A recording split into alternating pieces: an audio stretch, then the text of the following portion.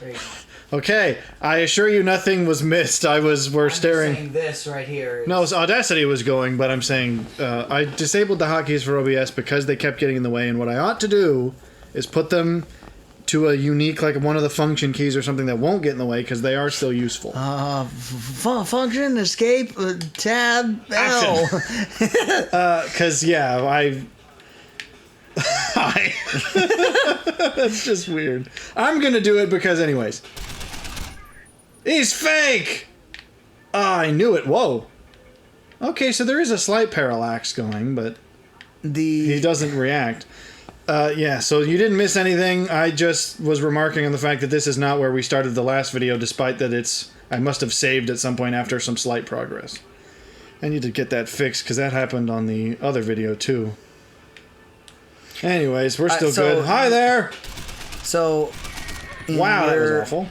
Micro was talking about, because the example he often gives is welding is like a classic blue collar job that he always uses as an example. But it's true. You can on average, it's like, when you start, people, because the guy called him and was like, the starting salary for welding is like something like 25 grand a year, 30 grand a year. It's like, that's not a lot, but he's going, that's not the figure I'm talking about. I'm talking about if you're the guy who hustles, if you're the guy who's like, I'm going to be the main man here. Right, I'm going to be the master of my craft. It's like if you actually become a master, if you get certified, you become one of the chief guys. It's like you could easily be making six figures. If you become like the foreman of a crew, it's like, you're going to roll in it. But the problem is people think, I want this job and I want to just do it and then I want to make money. And it's like, you want to be the CEO of something. You just want to be like, all I do is just sit around. But that's not even what CEOs do. That's true too. Thing. Like, well, I knew this was going to happen. Here's what I believe is blue collar jobs have more growth potential in that you have to have a growth mindset when you are taking a blue collar job that almost has a bit of an entrepreneurial vibe to it, where it's like, if I'm taking this on, I took him out with that crack shot. Oh, man. He's not dead. He's not dead. That was still a crack shot. No. Okay, he's coming up. They're coming up the stairs or something. I thought I got him and I should have finished the job. Because I am now out of pretty much all except this. I think I got some shotguns. I knew this was going to happen. So I kept saying it. The attitude has to be, I can make this a sustainable business outside of just, you can't on a blue collar job, in order to make good money, you can't punch in, punch out. That's not what you do. And so because that's actually, there you go, that was a good one. That's the trouble is a statistic that commonly gets said is the idea of, really? I was missing him every time. Woo! He did a jig. Something like if you work 40% longer hours, it's 15% longer hours, you get 40% more money. Right. And that's, I think, more of a blue collar thing. Because when you work a wage type office job, that's not exactly how it works. Right. Because at least that depends on your company, but like if they're a little bit stickler about overtime, they're not going to let you do that. In which case it's like, okay, well, I could do that and stay, 50. So, because basically it works out to you show up half an hour, or you leave half an hour later, you show up 15 or half an hour earlier, a couple days, and then that adds up to your time. Right. But it's like, if they don't approve that, then they're just going to tell you to stop doing it, and then that won't actually help you. I need ammo. I think in the blue collar realm, the beauty of the sustainability of it is partially that. That was a. Okay, so the pistol, I gotta respect the pistol more. I don't know what caliber this is. What am I even using? It's got to be a 45. 10 millimeter. How big That's is 10? That's even bigger. That's a freaking monster round. 10 mils are huge. 22 point. 10 mils are huge. 10 mils is only slightly bigger than 9. But I think it's a larger charge, but it's not a bigger bullet. It's a larger charge, but I'm saying the 45, the reason the 45 stops is because it's a fat bullet. It doesn't move fast. Sure, but I'm just saying. It hits you and it stays. But the 10 millimeter's hotter.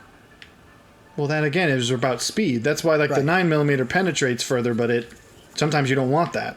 Yeah. Well, that's why again, I'm not exactly one of the people who's like, oh, you've got to if you're going to carry, you've got to make sure you carry a 357 because nothing else is guaranteed to stop. I'm like, that's silly. No, I'm not suggesting that. If you pop someone with a 22 in the eye, I don't care how hopped up they are, they're not going to be able to hurt you. Well, and the thing that's crazy about 22s is it's the whole plinking around in your chest that gets people really shredded up.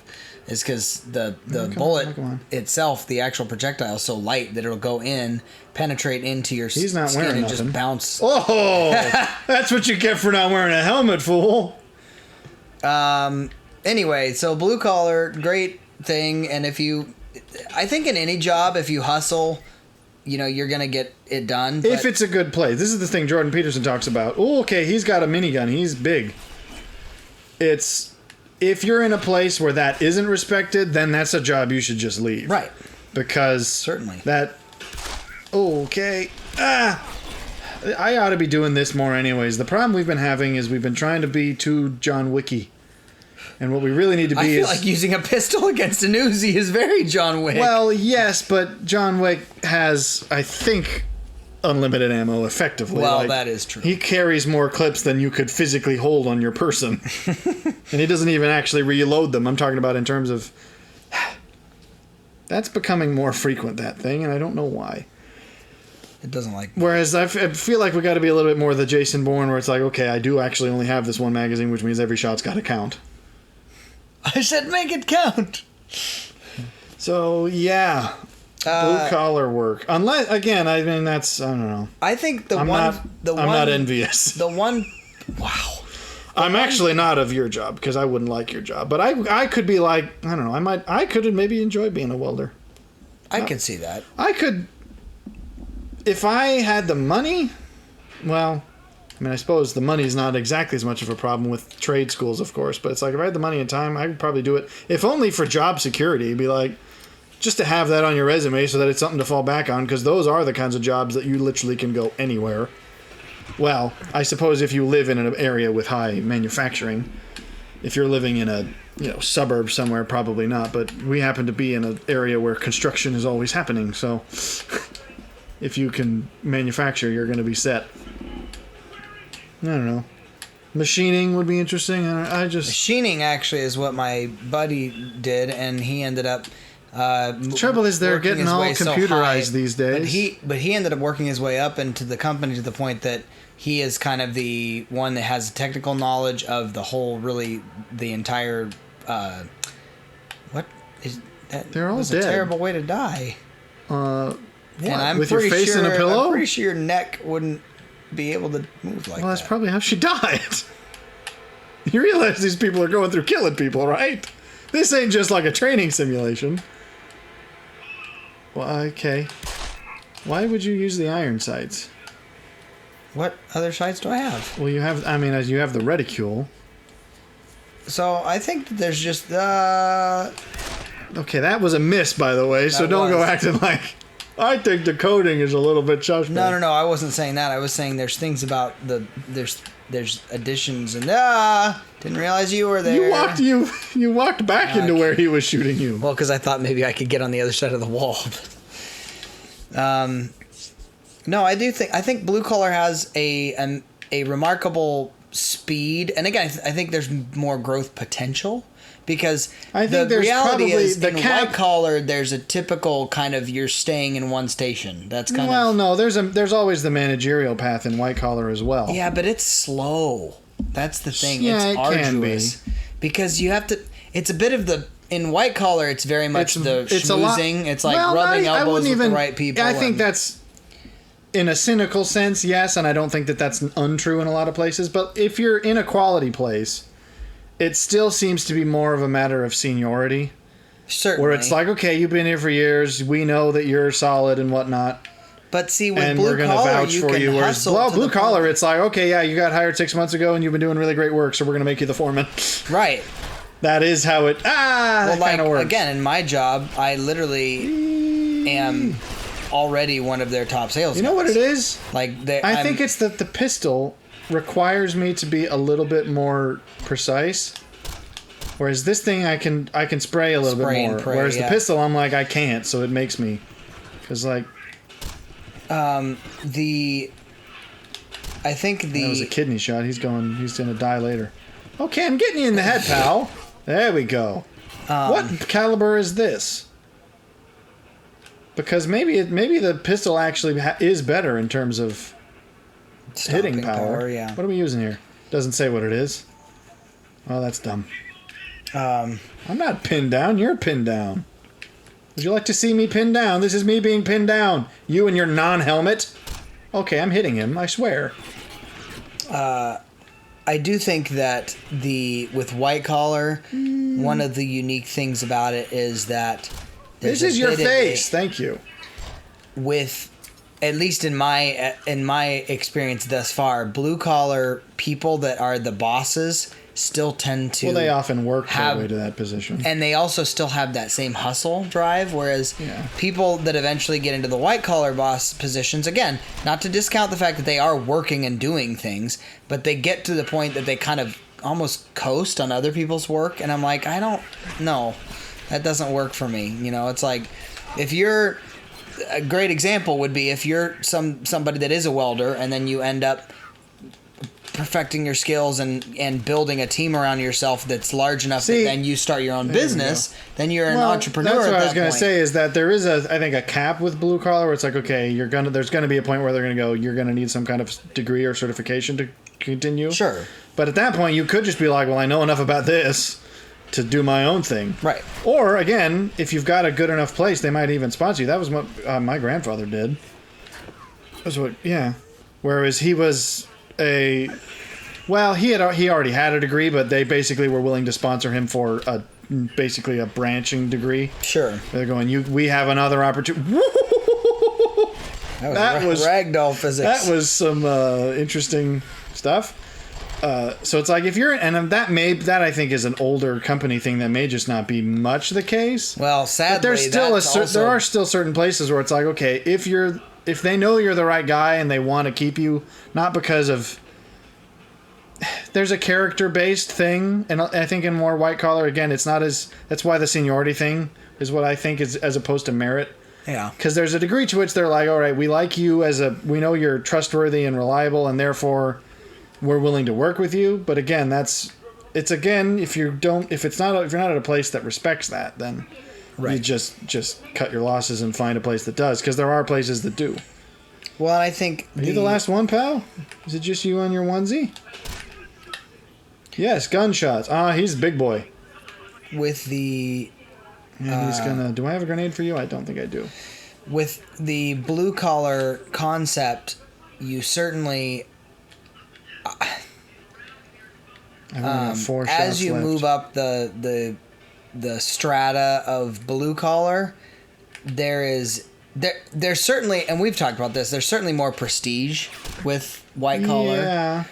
But I think that if you can get past I'm not going to be ever oh, wow, he does that kind of job, and you can just go, yeah, but I make bank, dude. You have no idea. Yeah, that's... It's the people that quietly make bank and go, I'm just doing my thing. This is, again, your Peaky Blinders influence showing. Okay. Well, there was a quote, actually. I don't think it was from Peaky Blinders. In fact, I want to say it was... Who wants a party? Oh, now I can't remember who it was. Is he dead or is he just praying? That says people that... be quiet about your success. Not everybody needs to know that. I thought I was actually going to get him, and I was going to be proud. Or it's like enjoy your success privately. Not everybody needs to know about your. Come on, pal. Your, exploits or whatever. And it's like that's very true. Not everybody. You don't need to go parading around, but it's like. Oh, you guys were able to afford this car? It's like, yeah, you did. Well, that was like, I think it was. Now I don't know if it's.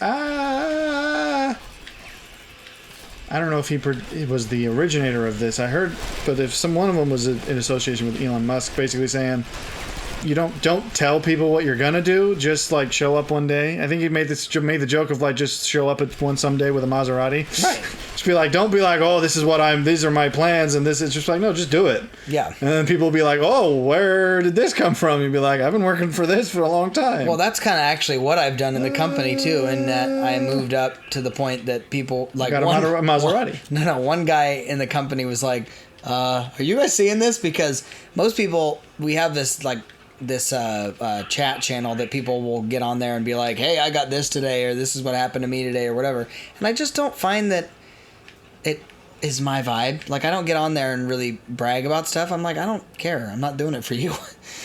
And so I just, I'm silently making money. And this guy got on there because he's the kind of guy that looks at the actual hard figures all the time. And he's like, are you guys realizing that he's about to, like, now I'm 2 months I've taken, one of the higher paid guys. And, dude! Okay, he must have some battle-ready armor. I mean, he is the heavy weapons guy. They probably gave him the best stuff, but still.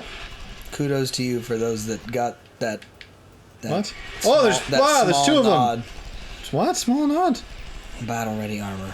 Is this from something? It is, yes. And I won't tell you what. I am shooting him in the jugular.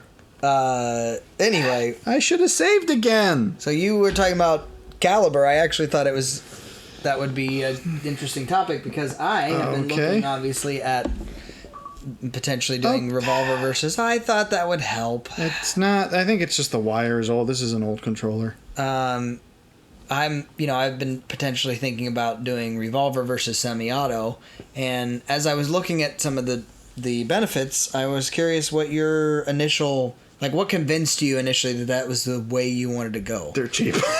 Well, that is certainly an argument. All of the other things were strengths on top of the fact that they were cheap.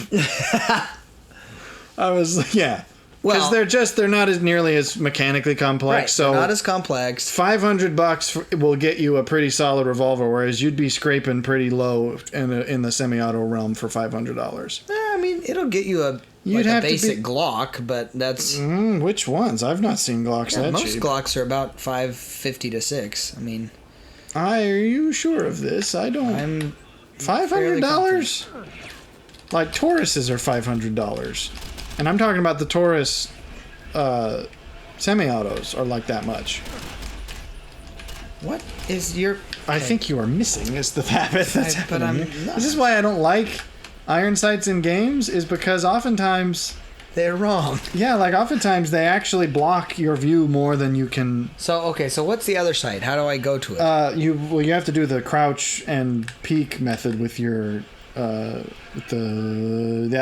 one, okay. And you pop up, and this gun has a laser sight at least, which makes it easier. So, and then of course you've got your little crosshairs that happen. You have to jump. Stand up.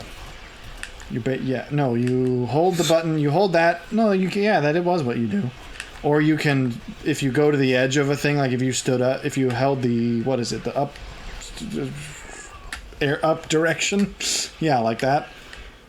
That's because you're turning around, but if you were facing the wall and then you push forward, highly it would unnatural for me. I don't know whether it takes getting used to. There's a whole school of these kinds of games. I think Gears of War is a similar thing where it's you hold cover and then you poke up or to the side when you're looking down like that, it gets a bit hairy. But don't fire from that because that always does that's what, spray and pray. Okay. Yeah, see, I can't get it to work for me when it comes to that. Well, that's because I think you do kind of have to commit to it. That's up. You hold up as if you were about to walk forward. Yeah, and then he stands up, and then you let go of that to go back down. And you're going to have to go back down when you get shot. I agree it's unnatural. I do think you can get into a rhythm with it. Sure, I'm certainly... Because I got to a point where I actually liked it, and I was like, it enables you to stay in cover while still moving, which in other games it's like, I just have to press my face against the wall as I move to make sure I'm not exposing. But so in doing the research, I found that the whole caliber thing was a pretty big... There's not as many for revolvers as the... Yeah, tricky. but I actually really appreciated the idea. One guy was talking about the idea that you can shoot... if you get a 357, you can shoot 357, you can shoot 38P, you can shoot I don't know that you can do anything else. I Yeah, thought it you was can shoot 357 at 38. But I'm saying you can shoot 38 plus P. You can also shoot normal 38. Well, those are the same. It's just Sure. they're the same size of cartridge. It's just they're loaded with more. Right. But I'm just need to saying, save whereas you more. can't say the same thing for a semi-auto. Not They're unless very you specific. have a kit that you then have to install. Right, that, and then you have more Because issues with he was good. Even with ARs that do 5.56 and 223, you Right. do have to have some kind of a thing in there, don't you? Or can you just feed them straight? if it's a 5.56 NATO, then you can go the 223 without having any sort of issue. Anything? I thought there was some kind of conversion thing you had to put on it Not first. to my knowledge. Well, I don't okay. think That's the only other thing I know does dual a lot. you can always step down in power or in what is it called? Well, not In- always if it's a different shape, though. Like 357 and 38 are the same size. It's just the 357 Right. is way longer. Right. And I mean, they have to be rated. Like I could put a 357 in my revolver and it would probably break something. Right. But that's going up, is what I was saying. Exactly. Whereas there are ones that's like this is designed for 357, so 38's no problem. Okay, so I have to it's look the- it up it's the because I know there popping- are it's the popping to Tauruses. the Mine's a side Taurus. that I don't weirds think I've me ever out. said Like, that. I don't. The sides are difficult because they don't. You're meant to go over the top. Usually, the sides tend to be a bit finicky. I'll grant you that one. But there are Tauruses that are dual, but I don't think mine is. I dropped you. No, you didn't. These totally guys was- don't. I've had to shoot these guys carefully like 6 times. It's not a matter of hitting once. It's a matter of hitting several times. Like you don't just get to be comfortable with one hit. These are not one-hit wonders. They're not own eaters. No, indeed. The thing that I'm annoyed by is 38 Special, I was told, is like everywhere. It's one of the big ones. It's like 9mm and 45s. You can find them anywhere. And I'm like, Well, that's because there's an ammo shortage right yes, now. I grant. But even then, I'm like, that's concerning. I thought this was supposed to be one of the ones that isn't affected that much by that. Because that's at least kind of how it was built. I was like, 38 is pretty much the revolver round. I mean, 357's big. But I was a little bit annoyed at that. Ooh. Those are the big boys. I wouldn't antagonize them because not until they're the last. They're the ones with the miniguns. I mean, what? There's guys on the second level. Like that one. He was giving you his flank. And yet I can't and yet I can't seize his flank. And yet I cannot take advantage of his flank. That sounded a little more suspect when it came out. Just let it be. Anyway, I found that the advantage of that was really interesting. I also found... So, I was watching a guy that does... similar to the Warrior Poet Society... where they do like real life sims in self-defense scenarios and things. There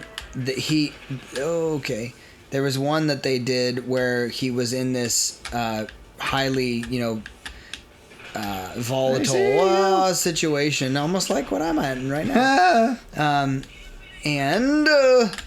guy's dead. Who were you? No, I realized that I was gonna pop around the wall. They're coming up the levels. Okay, what is that? I'm saying they're coming around, so you can't just stay still. Well, we started off doing well, and now we are not. Well, I've never done well, let's be honest. We had a reprieve. You just shoot that guy in the foot. Punch him, grab his nads. In the gonads. Or the face. Or the face. He's a Balchinian. His gonads were up there. Is this from a thing? It's the second time you've made that joke. It's Men in And Black that's what too. they're actually called? Yeah, Balchinians, yeah. So this is probably why that series never spoke to me. It's That's very tongue-in-cheek. Yeah, it's rather juvenile. I mean, I know that they're kind of meant to be, but... It's, yeah. So the other thing that I found, though, when I was watching that is in one part of the scenario, his gun jammed, and so he had to actually go back behind cover. That's the thing about revolvers. They don't... Clear the breach. If they jam, it's... Click it again. Yeah, exactly. You're ready to reload. It's like, okay, all I have to do is temporarily move back and then just pop another one. It's like, you don't... Sure. And the other thing that one guy mentioned that I actually had never considered is for those people that reload brass, you don't have to worry about policing your brass. It's all it's right there. He's like, That sure doesn't leave. He's like, I literally never lose brass. I mean, if you're in a firefight, not in a firefight. I'm saying it's like are you gonna really be conscious about saving that? He's saying in the sense that ammo is not range? hard to come by, and so being able to just to not have to police your brass is kind of nice. Now, there's certainly the biggest thing that people say is if revolvers were able to reload quicker, then you can get quick with speed loaders, though. I agree. They're bulkier. Like an extra mag is not as convenient as one of the big speed loaders. Little, what are they called? The strips? Clips. I've seen people do those fairly fast, but you still have to.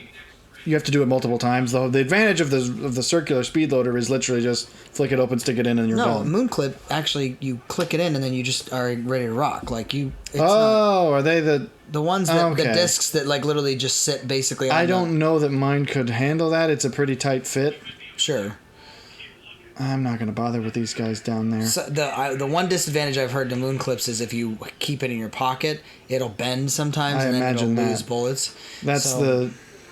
That's the thing, is that you can stash an extra mag fairly easily, but a speed loader for a revolver is a bit bulkier. Right. But then again, I'm like, okay, is that a problem you are going to stop you? Wow! They've learned. They've been better. I also think that there is a bit of a elegance to the revolver versus... You mentioned that last time, yeah. They're, again, simple, mechanical... No fuss. The one argument that I think is really thin, and it actually kind of is insulting especially to lady shooters, is men will be like, well, revolvers are easier for ladies to shoot because most women can't rack slides. I'm they're also for elderly folks. But a lot of old people do it for the same reason. But that's not true. It is depending. I've heard a lot of ladies, and there's been very few that I'm like, I can't. I talked with. There was a cool guy. It was at I think it was in Academy Sports.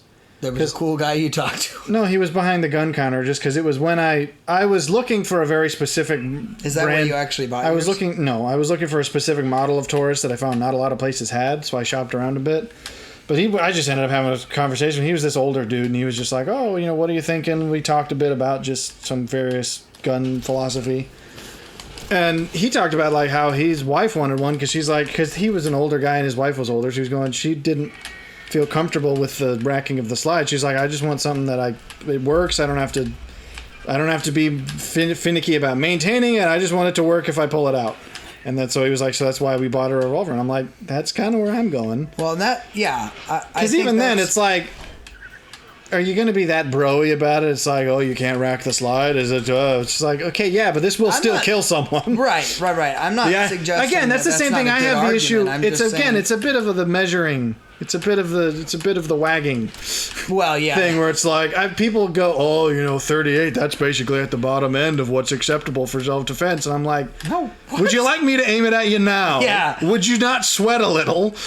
Yes, I agree that there's people make. I've heard the whole idea was like, oh, if someone's hopped up on something, they probably won't take them down. I'm like, well, they also chew faces off and punch through walls. It's like there's maybe some validity to that, but it's also like, shoot better. Well, shoot better. The whole center mass thing, it's like, yes, I grant you, that's the best way to minimize, collateral for people around them, and you don't want to miss, obviously. Right. But it's also like, if he's not stopping, I'm going to aim for his tendons. Like, I'm going to aim for his ankles. It's like he can't come at me if his legs fall off. And I'm sure it's like if you shoot multiple times through the sinews of their ankles, it's like they're not going to move. Or, not to be gruesome, but it's like, or if they're continuing to approach and getting close, a headshot's not as hard. Well, I would just wait until they walk into it if they're drugged up. Well, yeah, I mean, that's... And now we sound very... I don't know. I'm not trying to be broy about it.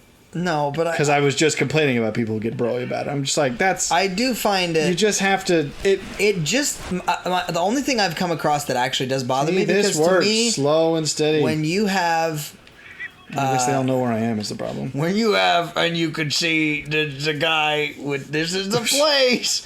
No, when you have people that say, well, it really is a matter of opinion versus the semi-auto versus the revolver, and here's why there's advantages to both. Great. When people actually act like the revolver is antiquated, I'm frustrated at that because it's not. It is because it's old, but old isn't bad. Well, but people because act antiquated like literally means nothing but old. It means it's an antique. Typically it has. That's what it means. But it has the connotation. Screw their connotations. You speak literally. I will take you at your word. It is old, and I don't care. Guess what else is old? A bunch of stuff that we still use because it's actually good. And actually, reliable and perhaps maintainable. Guess what people are going to be listening to probably in the apocalypse? Probably going to be records again. I think Fallout was right about this. That's probably It's like true. It's going to be something they could fix if it broke. It's going to be something that's manual and doesn't require electricity. Now, I'm not saying we should live like that all the time. I have a hand-cranked phonograph. Well, yeah, it's like I'm not saying you should live like that all the time. The world. Your pantomime is excellent. Oh, you distracted me with your pantomime. That's what that means. Pantomime. It's culture. I do think that. Again, I'm not saying we should be Amish, where it's like you should never use it, but it's like to have this stuff around and to know, like, okay, if I have to fall back on something, it's going to be something that'll catch. Well, but it just drives me crazy that's like, oh, they're there's a lot of for bro modern people. Context. It's like that's not though. Yeah, but I like I'm sorry. I will drive a car from 1988.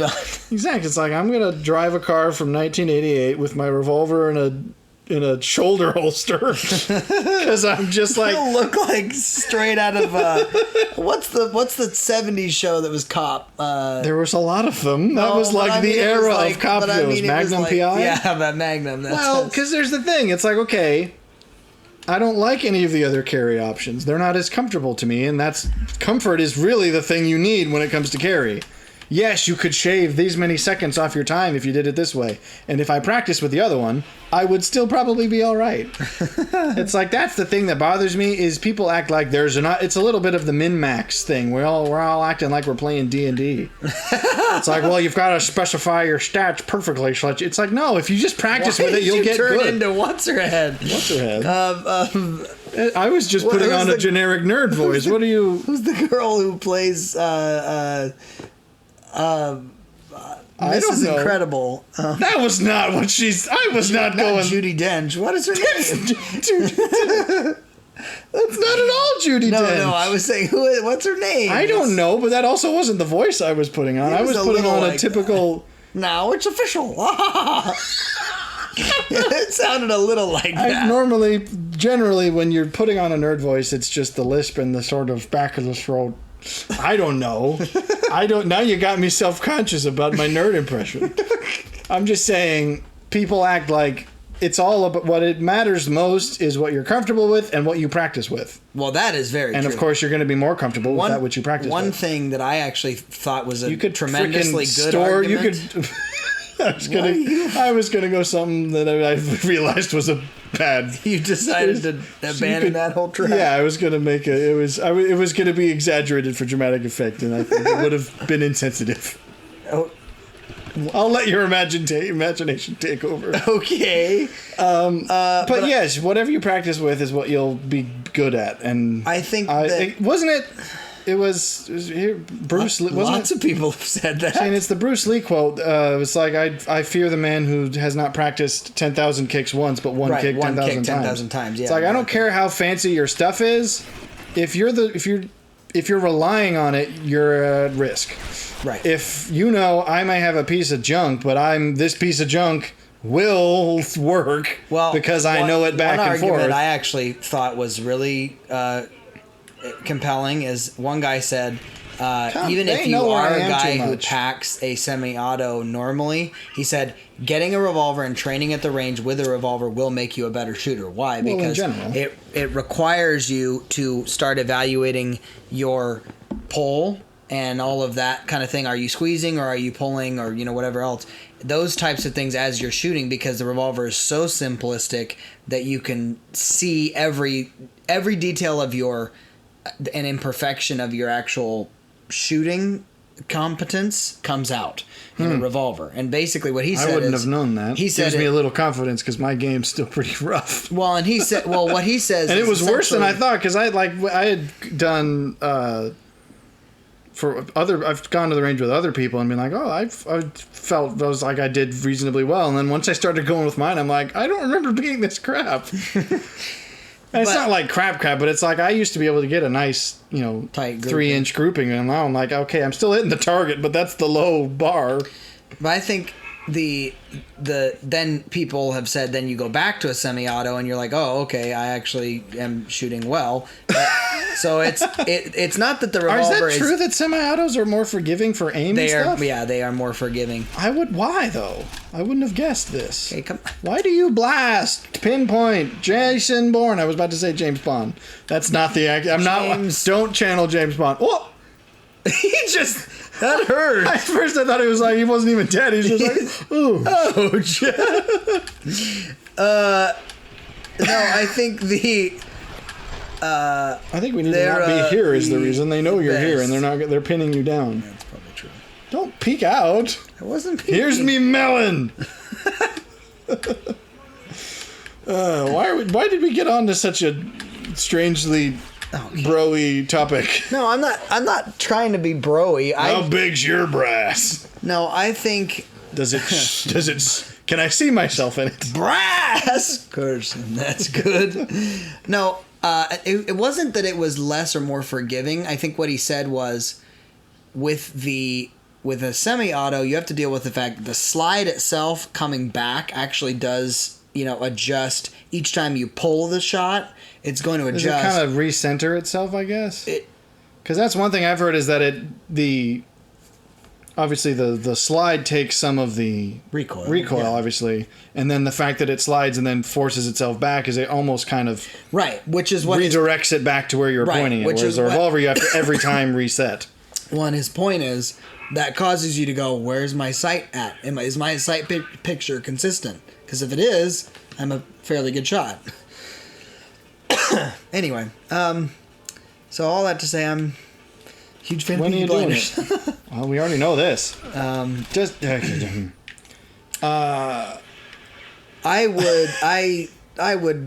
actually did have a question for you regarding Peaky Blinders. Okay. Is there a particular... may not have an answer. Well, you will. By order of the Peaky Blinders. Is there a... Because I found a large group of fans, or I guess a fandom, around John. Sure. John Boy, and I'm going, okay. I mean, I imagine there's a fandom around each of them. I think he's great, and I thought he was a great character, certainly. I didn't think he was bad. I thought he complimented the trio well. Right. I didn't love him much personally. But apparently there's a whole fandom that was like, oh, he's the best character. Why does this surprise you? I'm not. I was going to ask the question. Is there a particular character that stands out to you as like, this is Arthur and Alfie are great. I like both of them. I do like Alfie. Alfie's hilarious. Okay, am I actually hitting him? I see blood. I think he was held together by springs. I imagine just like you took a clock apart and just... Oi, mate, you're next. He's got no springs. They all fell out. Hear him scream and hear him shout. I want your noodle. Give it to me. I'm a marksman for 10 points. That was loud.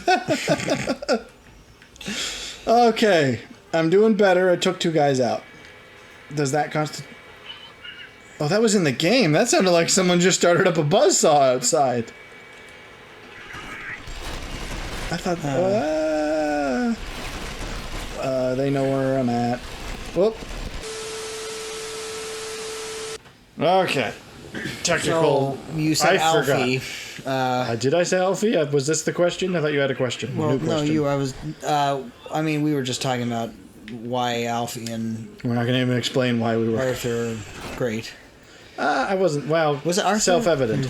I was aiming for his noodle, and somebody else got mine. One thing that I think is true of Peaky Blinders that I'm not sure quite comes out in Arcane, but it's in a different way. Challenge? Is this a challenge for my Arcane apology? No. I'm simply I have one, I'm sure. I'm sure you do.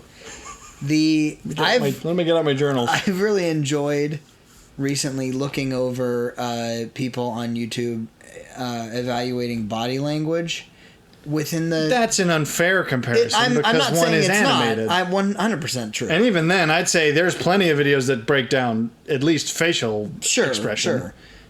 But I'm saying I've found it fascinating that I think their use of micro expression and kind of the typical that exists. Okay, if you're talking about micro expression and facial stuff, I think Arcane has in spades. Oh, for sure. Body language in terms of like actual physical body language. But I'm saying the whole study of body language and what it communicates and all that kind of stuff. I think they are very intentional with in Peaky Blinders. They know you're here, so I again try to move. Which is a fairly unique thing because I think most shows don't really pay that much attention to it. Like.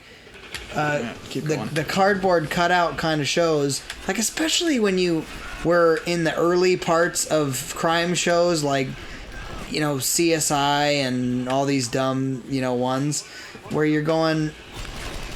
Okay, I never that watched. He doesn't peek out. CSI's the Gibbs one, right? No, that's NCIS. That's NCIS. That one actually is decent.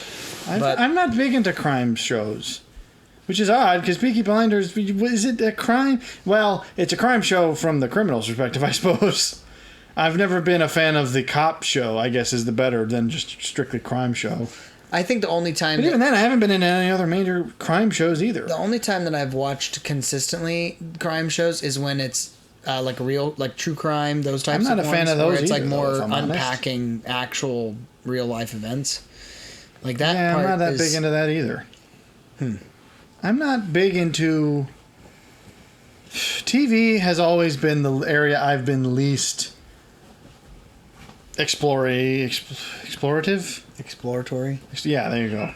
Because, I don't know, I find that there's a bit of the investment thing with TV. It's like this is several hours worth of content and you kind of have to do it deliberately. And I don't know, I tend to be a little bit more skeptical. I'm like, do I really want to give my time to this? So, and then you run into something like One Piece. No, I've never watched One Piece. No, I'm not saying you. I'm just saying and then people end up getting lost in that sinkhole. Yeah, I don't get it. This TV is probably too loud, but we've done almost a full episode. Guy sounded like he said in the secret mission in uncharted space. So what were we talking about though? You were going to bring up. You were going to bridge to something new. No, I was just as far as body language. Do you buy this? What? I don't mean this. Whatever they're selling. I mean, I'm curious what they're selling. I mean, they look coerced, especially him.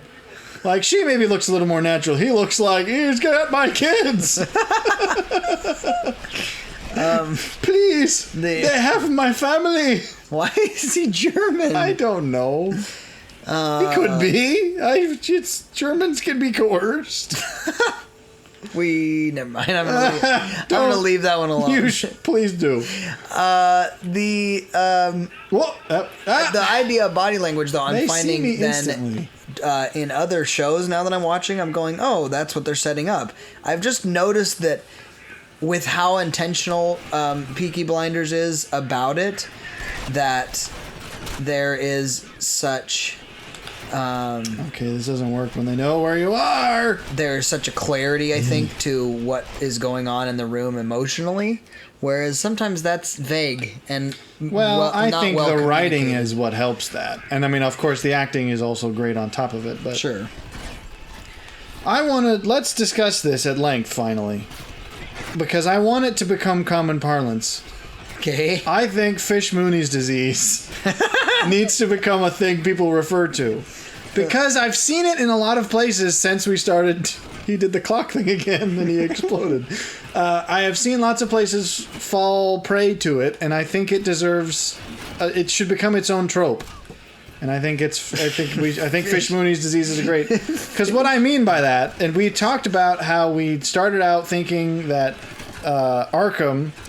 No, it's Gotham, not Arkham. Gotham was a good show, and the first season is very good.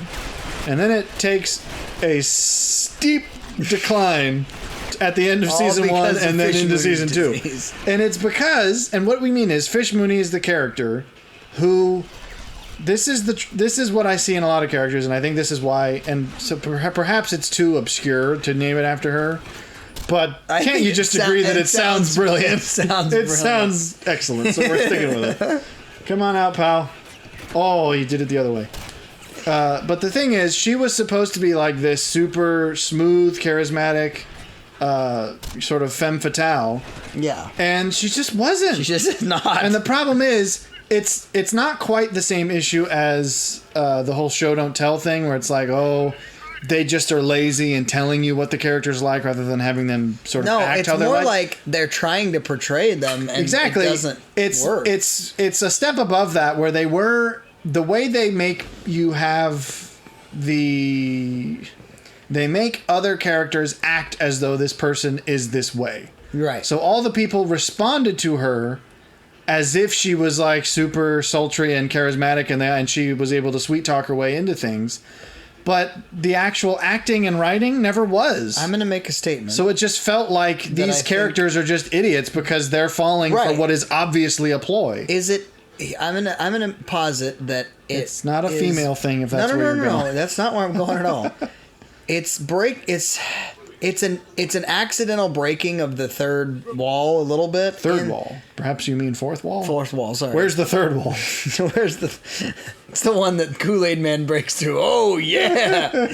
No, it's a little bit of the accidental breaking of that because how is that?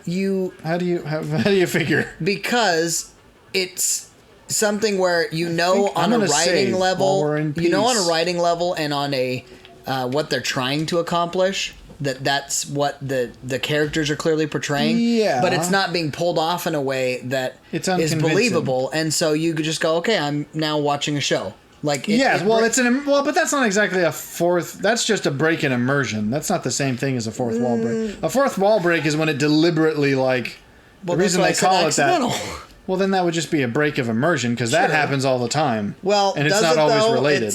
Yes, bad things. Bad shows are, of course... well, here's the thing. Here's an example, and this is a film I know you like a lot more than I do. It's not that I hate it, but The Prestige breaks immersion at the end. Because the whole thing about the movie is it's all about their clever... it's all about them trying to one-up each other, and it's all about their sort of ingenuity and their creativity. And then the end of the movie is essentially magic.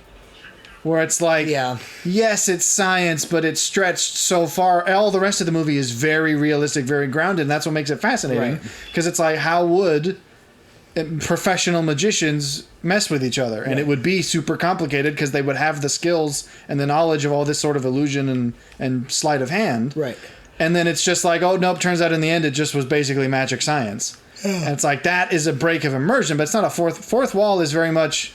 It's a meta thing where it's not only it's not just breaking immersion, it itself is acknowledging that it's a show or a movie. Yeah. Whereas for the audience to simply know, oh, I'm watching a movie that's maybe not very great. Right. Well, and that's if it's deliberate, like you're watching a show. That's the tragedy, and I think like Deadpool is classic fourth wall because he references the fact. Yeah, exactly. Fourth wall breaks usually have to be. Yeah. Because you're going to reference. It's like, yes, this is a comic book, and I'm going to make comic book references. But I think also I guess what I'm getting at is this is why it's so critical to cast correctly. This guy's noggin. There you go. I got it. Because when you don't have somebody, I'm pretty sure anybody in the industry would tell you that. Well, but casting doesn't. I think writing gets its place and its due a lot, and then like the actual acting does. But the people that cast the characters, because you can be a great actor and just be in the wrong role. Does that make sense? I mean, it's like yes. Well, the argument would be that a good actor could make the wrong role work, but I do agree that a good actor in the right role can be phenomenal. Right. Where it's like Heath Ledger was the right actor for the right role. And that's the difference between earning an award versus exactly. Where it's like you could be a great actor who maybe the role isn't great for you specifically. It's like, but you can still make it good and you won't detract. Right. It's not like, oh, he was terrible. But I think I do think there's an element of if you fit the right actor to the right script, then you've got, it's not just good, it's going to be great. Right. So, yeah. Well, I would agree that I think all the characters are really good. I think, obviously, Cillian Murphy gets the credit rightfully. He does do a really good job. Are we down to just these two big... Hello! I think we're down to the big dude knuckleheads. Which means I'm going to save again. I'm going to save Scum. That's me. I think this Cillian Murphy certainly was a big part of why the show was successful, but I think him being able to play off of people that are equally believable. I think all the cast is really quite right. It makes those moments more stressful. Like when they introduced. You gonna reference stuff we've just watched again? What? Well, say what you're gonna say, because you mentioned it literally a couple minutes ago. What I was gonna mention was the what's the villain, the main villain of the current season? No, of the previous Luca. Luca, yeah, Changreta. So when they bring in that whole sequence, and the reason I bring this up is because I recently watched a breakdown on this. Dang it! Is that it makes you feel the tension in the room because both of them are very dominant people. Yeah, I didn't love him. The problem was just the Marlon Brando for me. His accent was so thick. Yeah, it was really. It was. I mean, we made jokes about it constantly because it's just like this dude. I think he's got some stuck in his nose, which is weird because Stephen Knight paid so close attention to. I don't know that it was not deliberate. I mean, it's a very mobstery accent. Yeah. But it's also very Marlon Brando. Like, it was heavy Godfather. It was almost Godfather parody level. I thought there was... What is this disapproving stance? He took such umbrage with the fact that he got shot right then.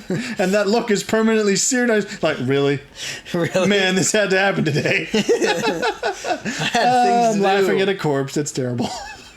I had things to do. There's a special place in hell for people that laugh at corpses. Okay. Thanks, I guess. Thanks for your support. Where is he? Is the other guy dead already? Oh. I think this is the last dude. We're going to play a game of Serpentine. Really, dude? Is he talking to himself at that point? I think that's the news we're hearing on the TV. There's a bunch of screens in here. Dude! Get the memo! Need a what? I think this is the last... I'm up here, dude! Oh. Okay, I'd like to point out the animation screwed up and he was not pointing at me, so I didn't think it was going to hit me, and then suddenly it was like, nope, he's been pointing at you. The whole time. That was distracting, but I don't think the guy was. I don't think he was a bad actor. It's just that was a distracting choice for me. I'm just saying. Then it causes it brings the best out of Cillian Murphy at that point. Well, yeah, obviously, chemistry. Well, that's one of the reasons. Here's the thing. I've expressed my opinions about how I'm not. I used to be a lot more in favor, and I'm now a little bit more mellow on the BBC Sherlock, because really, well, after having read, we discussed it in a previous. Length. Well, I was discussing it as a framing of someone else's argument, but I thought I was expressing that I sort of agreed. Because having now read the Sherlock source material, I'm like, it isn't that true to the character. I think it's still interesting as a modern iteration of like, this is obviously the whole thing is meant to be not strictly following the canon, because it's modern times, and that's an interesting enough spin. Like that they don't need to justify changing that, because that's an interesting choice in and of itself. He's gonna see you. Well, apparently he's not gonna do anything about it though. Okay, you have to, Jason, mother freaking Jason. You gotta pick your shots. But the one thing I will say about it, and the thing that really saves it, is the fact that Benedict and Martin, their names were escaping me. They're excellent together. I mean, that saves the whole show is the fact that they're just brilliant together. I shot him in the butt. I shot him in the butt. And that didn't do anything, I'd like to point out. That's where all the... Oh! He said, I'll shoot you, not in the butt. And obviously everyone talks about how their chemistry is what sells the show 100%, is because they're excellent together. And here's the thing. I've made the comment in the past that I think the best version of Sherlock that could exist is if you took Robert Downey Jr.'s sort of personality of Sherlock with Benedict Cumberbatch's like the intelligence, because I think they make him much more... They highlight the fact that it's like he's the way he thinks. You see a lot more of his internal thoughts and things. All right. So it's like, I think if you melded them together, you'd have the perfect version. But the thing is, Robert Downey Jr. and Jude Law are perfect together. And Benedict and Martin are perfect together. So it's like, I don't think you can separate them.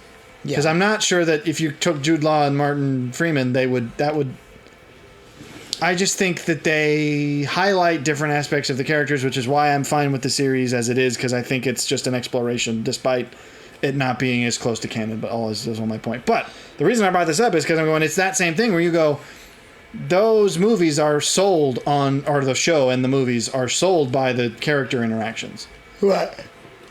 Like, was it, I think it was in an interview, it was a joke that I think Jude Law made an interview about the film where they were basically joking about like he was talking about how much he had, because apparently I think Robert Downey Jr. and Jude Law are actually good friends in real life. Yeah, which is funny. And so they made some kind of joke. It's like, oh, it's like, now are we going to perhaps see a love story? He's like, we've just filmed one. Have you not seen it? This is like, because the fact that they are so great together is what's so good. Actors on their own obviously can make great roles. But when you have multiple together, it's like, again, you've got a recipe for something more than just good. Well, it is just me and this dude. I think the secret sauce of every... Knees. Both knees. I got both of them. Crotch. Okay, I think I'm going between his legs. Oh, there is another. I was whistling between his smooth groin. There ain't nothing around that bend. Of every show or series or any sort of... base. Media presentation is that when you have everybody in their various roles and such a high attention to detail, that's when you really have something come to life. Well, then this is an interesting case study. If anyone, including like the casting director, goes, "Oh, the writing's brilliant in this. I don't really need to cast that." No, yeah, you can't. Scrutinous. You never want more than one string to the bow. Always, you never rest on your thinking. Oh, this will be great. Right. This is good enough that I don't have to try. Right. It's like, no. Or coasting. Maybe it would have been. Maybe you do that, and maybe you make something okay, but. Maybe you even make something good. Maybe the thing that you're thinking is great is great, but perhaps the whole thing could have been great if you all tried. Well, it's the whole... Like Arcane. Well, it's like good enough as... You still need to watch that documentary. Everyone needs to watch the documentary about how Arcane was made, because everyone involved is literally just like, these people are just insane and I love them. Insane in the best way. Insane in the... What were you... insane in the best way. What were you... It sounded as though you were attempting a summation of what? Your point or something. I thought you sounded as though you were tying knots together. I cannot not. Who's there? Okay. I can't. No, I wasn't. Lying. Okay. No, I wasn't trying. I wasn't trying to summate anything. I'm trying to bust this guy's noodle. But now you were bringing this up.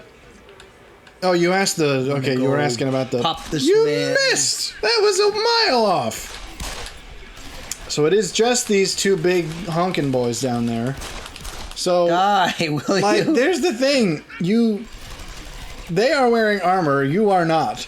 If it's a direct shot-for-shot trade, you are going to lose first. You are the little tiny moped, and they are the freight train. Like, yes, you might hit them, but they will hit you harder. Well, are you gonna? Did you? I thought you were summating because we were at a point of natural conclusion, especially now that we're dead. Do you want to summating the whatever you were? You brought up Peaky Blinders again, and you asked me about my favorite character, and then you went off on a. I guess we're pontificating about the nature of quality writing and Fish Mooney's disease. Oh yeah, we never finished that. Yes, we did. Not really. I felt basically the point is if a character.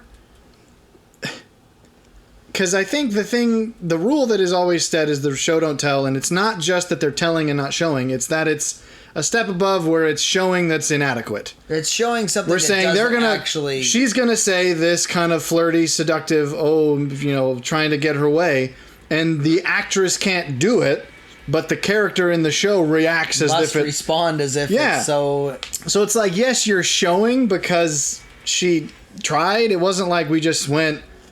it's not like everyone talks about, wow, that Fish Mooney, she's so seductive, I can't believe she got me into this. It's like that would be silly. But it feels like that because you're going, we know this character should be smarter than this, and yet because the plot dictates that this person's clever and charismatic, they just have to get through. And so I think, and now that once we identified it there, I've been seeing it everywhere. Not in Peaky Blinders, though. Peaky Blinders remains good.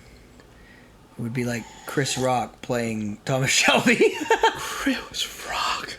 What? What even prompted you to think that? I'm just saying, somebody that doesn't fit the role. Well, I mean, I suppose you hit the nail on the head there. But you will see and might witness at various points in your own life real life examples of Fish Mooney's disease when people try to present themselves as something they ain't. Well, yeah, but that's not Fish Mooney's disease because hopefully you would react appropriately. That's how you prevent Fish Mooney's disease. It's the react appropriately. Cure. It's the cure, the antidote.